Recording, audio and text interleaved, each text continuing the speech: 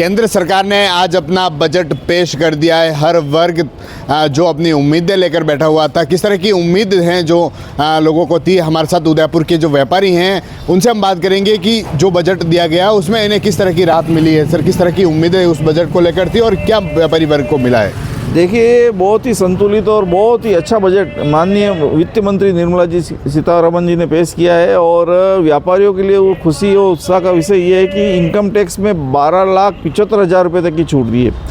ये बहुत ही बड़ी बात है। आने वाले कई समय से व्यापारी इंतजार करता था, मुश्किल से कभी 10,000, 50,000, लाख रुपये तक बढ़ाया है, लेकिन इन्होंने जस्ट डबल किया है।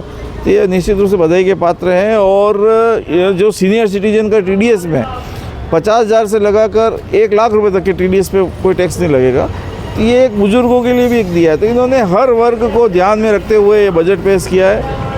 निश्चित रूप से गरीब, जो मध्यम वर्गीय, जो व्यापारी हैं, उनको तो इन्होंने बहुत ही अच्छा तोहफा दिया है, इस तरह से मानते हैं। और व्यापारी में खुशी और उत्साह का वातावरण है। उम्मीद क्या थी सर, किस तरह का उम्मीद थी और मिला क्या? व्यापारियों को उम्मीद तो थी। व्यापारी बहुत समय से मंदी की मार झेल रहा था, व्यापारी को कई तरह के टैक्सेस देने पड़ रहे थे। तो निश्चित रूप से व्यापारी को मोदी सरकार से एक बड़ी आस थी कि एक अच्छा बजट मिले। तो मोदी जी ने इस बात को ध्यान में रखा होगा। उन्होंने अपने सारे जनता लोगों से समझा होगा कि भाई क्या रिव्यू लेवे, और उस रिव्यू के आधार पर उन्होंने दिया है। वास्तव में मोदी जी और सीतारमण जी को बहुत बहुत बधाई इस अच्छे बजट के लिए। हाँ, बताएं सर, किस तरह की उम्मीद थी और क्या मिला है कि जो व्यापारियों की मांग थी टैक्स स्लैब को लेकर, तो किस तरह की मांग हुई है? ऐसा है सर, हम छोटे वर्ग के व्यापारी हैं और 7 लाख से 12,75,000 किया तो बहुत बड़ी उपलब्धि है और बहुत अच्छी बात है। और हम तो इस बात से बहुत बड़ी खुशी है कि भी जो ये सरकार आई है और इतना बड़ा तोहफा दिया है, और जैसी उम्मीद थी और वैसा उन्होंने करके दिया है। उम्मीद के अनुसार मिला है? बिल्कुल सर, बिल्कुल उम्मीद के अनुसार मिला है। और हो सकता है आने वाला और बढ़ेगा तो 15 लाख तक भी होगा, हमें और खुशी होगी और होगा, ये निश्चित है। आप बताएं, आप युवा हैं, किस नज़रिए से इस बजट को देखते हैं? जैसे मैं युवा हूँ, जो तो स्टार्टअप कर रखे हैं, तो उसमें 2,000 करोड़ का इन्वेस्टमेंट के लिए बोला है उनने। और उदयपुर जैसे टूरिज़्म सिटी है, तो उसके लिए उनने पूरे देश में टूरिज़्म बढ़ाने के लिए 2,000 करोड़ रुपए का इन्वेस्टमेंट के लिए बोला है।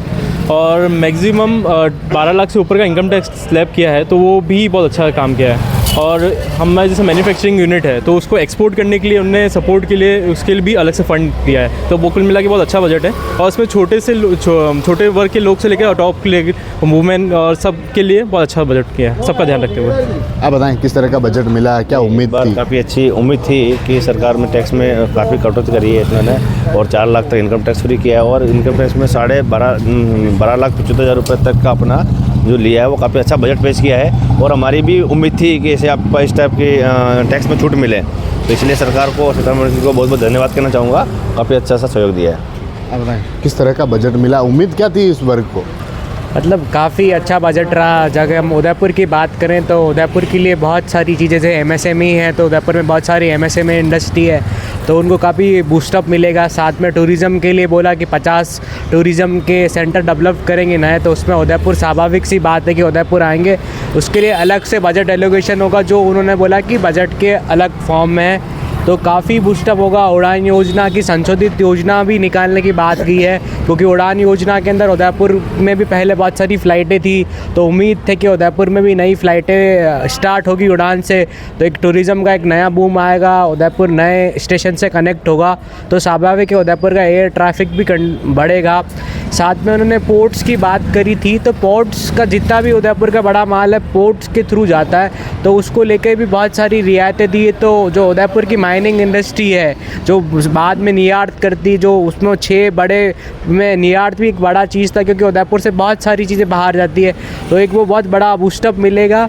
साथ में इनकम टैक्स की बात तो करी है, लेकिन इसके अलावा बहुत सारी ऐसी चीज़ें हैं जो छोटी छोटी चीज़ें हैं। जैसे उन्होंने टॉयज़ की बात करी, तो उदयपुर का जो लकड़ी का खिलौना था वो लगभग ख़त्म हो चुका है, तो उससे एक नया होगा, तो उससे यहाँ के जो हस्तशिल्पकार विश्वकर्मा योजना में उनको एक बहुत बड़ा फ़ायदा मिलेगा।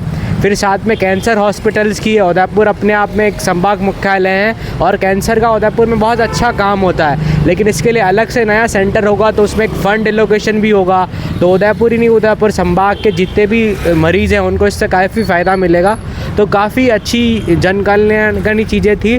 लेकिन इसमें बहुत सारी चीज़ें कि 6 साल का एक टाइम फ्रेम दिया गया है, तो वो कितना जल्दी हो पाता उसमें हमें देखना पड़ेगा।